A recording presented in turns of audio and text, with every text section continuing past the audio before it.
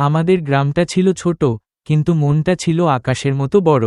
চারদিকে সবুজ ধানক্ষেত, মাঝখানে আঁকাবাঁকা মাটির রাস্তা, আর রাস্তায় হাঁটলেই চেনা মানুষের ডাক, এই যে, কই যাস?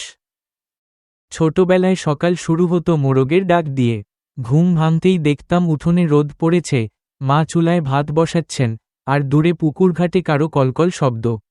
স্কুলে যাওয়ার পথে বন্ধুরা এক এক করে জুটত, কারো হাতে স্লেট, কারো হাতে ভাঙা ব্যাগ, কিন্তু সবার মুখে একই হাসি।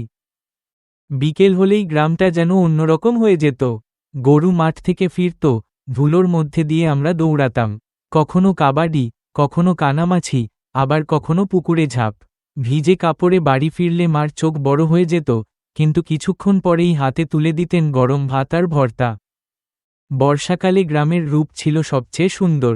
কাঁচা রাস্তা কাদায় ভরে যেত, আমরা সেই কাদায় পা ডুবিয়ে আনন্দ পেতাম।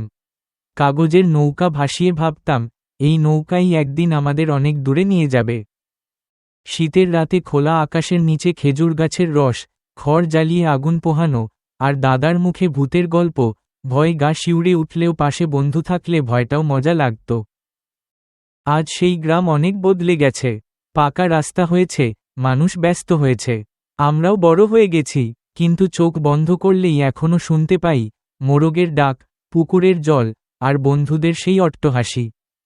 গ্রামটা হয়তো পেছনে পড়ে আছে, কিন্তু গ্রামের ছোটবেলা আজও আমার বুকের ভেতর বেঁচে আছে।